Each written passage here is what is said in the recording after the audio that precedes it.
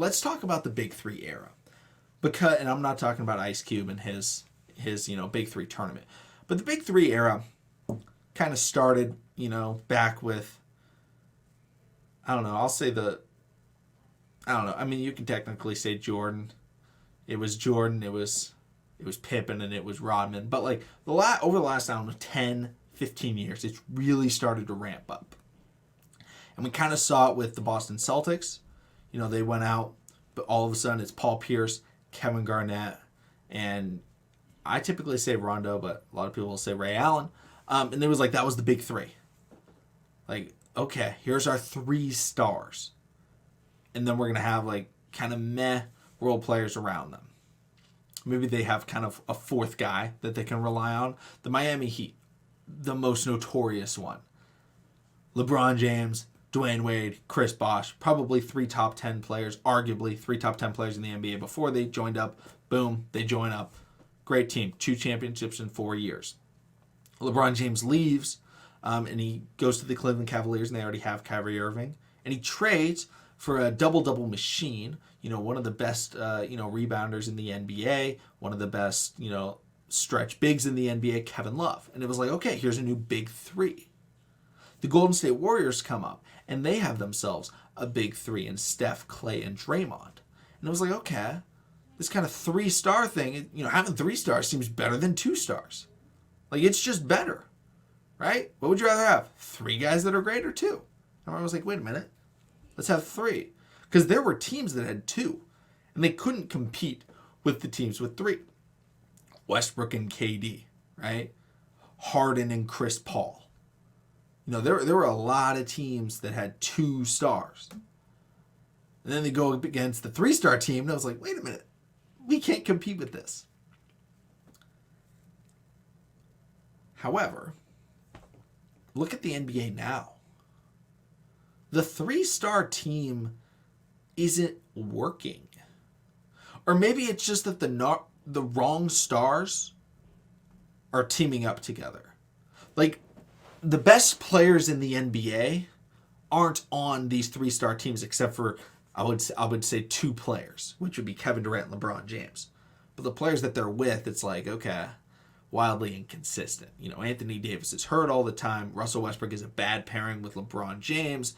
So like that Big Three isn't really a good Big Three. Kevin Durant, he's with Kyrie Irving, who, when he plays, they play really well together, but, well, Ben Simmons hasn't played with them, and now he wants out. So, and it didn't work. They lost to the Milwaukee Bucks.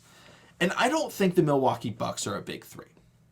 Now, do they have 3 players that are their best 3 players? Yes, every team is going to have a 3 best players, but that doesn't mean they're a Big Three team. The Milwaukee Bucks are deep, and they have a full system, and like everybody works well with them. Bobby Portis is instrumental to that team, right? Brook Lopez, very important. Dante DiVincenzo, I don't think he's there anymore. I think he might have gone to the Warriors. He was there off the bench. He was really good, and like he fit that system. Yeah, they have Giannis, they have Chris Middleton, and they have Drew Holiday, but it wasn't, let's pay all of these 3 stars, all of our money, and then kind of just fill in the rest. Which is what the Lakers tried to do, and that's what the Nets have tried to do. Pay their stars, and then just be like, let's get the scraps to fill in the rest of the roster. It's like an NBA 2K when you build your, My GM. I think they still call it My GM. And you build your roster, and you're like, yeah, I want to trade for LeBron James, trade for Kevin Durant, and then in free agency, I'm just going to turn off the, salary cap, and I'm going to, sign, I don't know, Steph Curry. Boom. Big 3. And then you're like, okay, I have no money left, and you like sign all the leftover free agents, and they're all like 71 overalls. That's kind of how it looks like with the Big Threes now, because the contracts the players are getting are absurd. And so because now I look at it, and who won the championship last year? The Golden State Warriors. I don't think they're a Big Three. You may be saying, what do you mean? You were just talking about the Warriors' Big Three. Yeah, they were a Big Three in 2016, but I don't see them as a Big Three anymore. Like, what would their Big Three be? I mean, it's like a Big One. I think it's a Big One, and then they have like 3 other guys that are like good, right? You got Clay, who, like, I'm not saying like good, like they're good play, like they're really good, but it's not a big three. Like it's Steph Curry, and then it's them. Not like in 2015, 2016, where it was like, oh my gosh, Draymond Green, Defensive Player of the Year, Klay Thompson, the best 3-and-D player in the NBA, and then it's Steph Curry, who's also an MVP, and it's ridiculous, and you can't stop him. It's different now. Now it's Steph, and then it's Klay, and Draymond, and Jordan Poole. They also have, some really good players coming up, Andrew Wiggins as well. That's not a big three. Like, it's starting to be, okay, we're going backwards. No longer is it the big three. Now it's kind of like the big one or two with a really good supporting cast.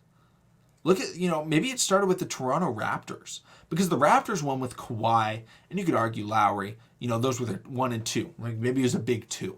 It's probably a big 1, but we'll say big 2. But then the rest of the team, that team was deep. That was a deep team, and that's how they were able to win. Was through their depth and winning through the bench, because they realized, hey, if we have a better bench, we're going to win more in the regular season. When you win more, you're going to have better seeding, and we're going to be consistent in the playoffs. And if we have a great defender that can lock up a guy like a Giannis Antetokounmpo, like Kawhi Leonard did, we can get through the postseason and get to the finals. And with that depth, if someone gets hurt, it's less important. Now, obviously, if your superstar gets hurt, you're done. Like you're done. But like you lose a role player, if the Miami Heat in 2013 lost Dwayne Wade for a postseason run, they're probably not winning at all. If they lost Chris Bosh, like they're number 3, they're probably not winning at all. If the Toronto Raptors lost, who was it? Spicy P, Danny Green, they probably could have won still. And like the injuries in the NBA, they happen. And with depth and with the balance of kind of, I don't want to say it's new. They're bringing it back because we like overdid the superstar big 3. And now it's kind of coming back. It's like, okay, you can have 3 really good players, but we don't need to spend all of our money on 3 good players. Having important, role players is crucial. It's crucial. Why was the Chicago Bulls Big 3 so successful? Because Scottie Pippen got screwed over in signing his contract. He was making like no money. And it was ridiculous. Like that's the difference. The Bulls weren't paying their entire payroll to 3 guys because Scottie was getting nothing. Like a lot of it went to Jordan, a lot of it went to Pippen. Not much went to Scottie Pippen, or went to Rodman, and then not much went to Scottie Pippen. Now in the NBA, all the stars want their money. And they deserve their money. Give it to them. But if they want to win championships, they may have to say, okay, I don't get to play. I don't get to be a Kevin Durant and say, hey, I want to go play with Stephen Curry and Klay Thompson and Draymond Green. I want to go play with all of these guys. Because, hey, they have the money. All of a sudden, they're going to spend all their cap space on us 4, and it'll work out. You can not do that anymore. Because you're using all of your cap space and you won't have a bench. And we see these teams without a bench get destroyed. Get destroyed by these teams that are deep.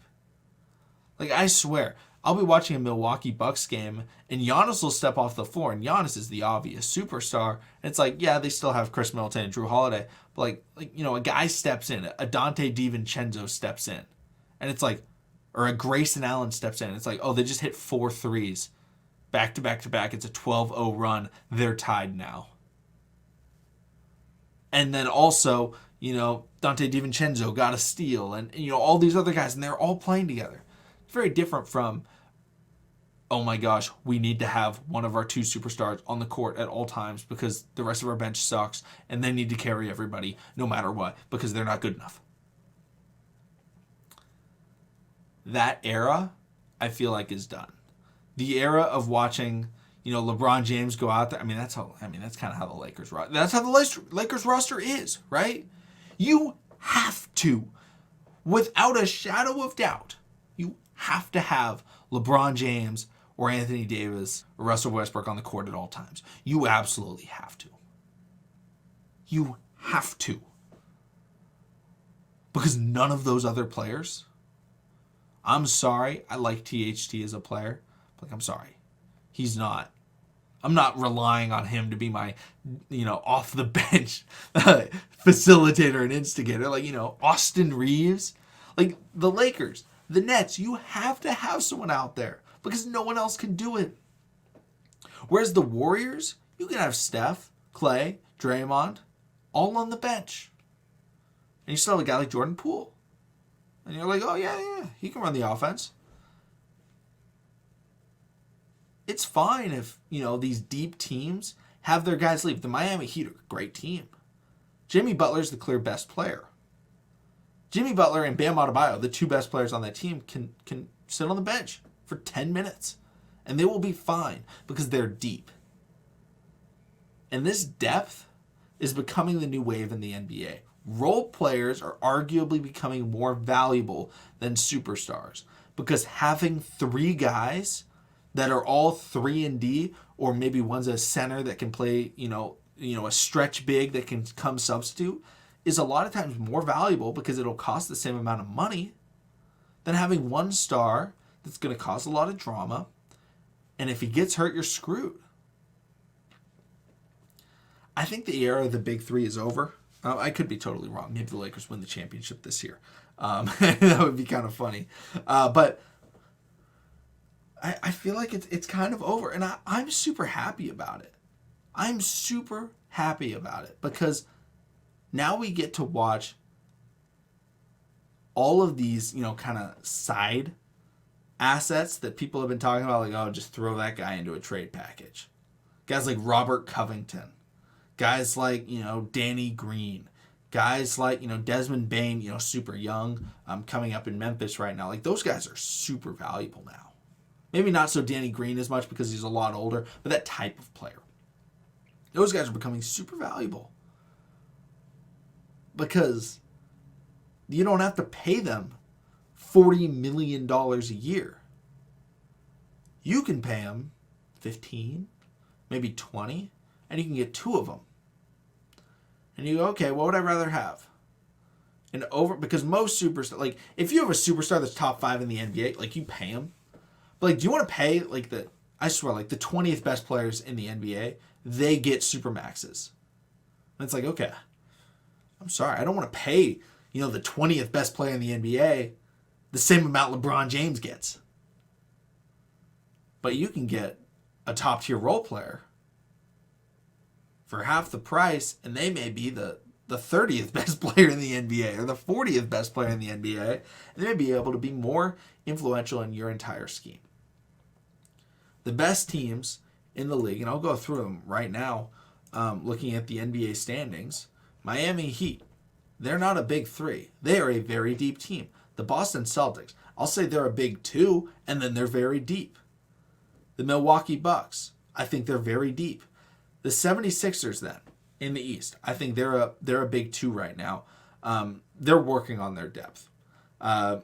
They have Tobias Harris. They have Tyrese Maxey.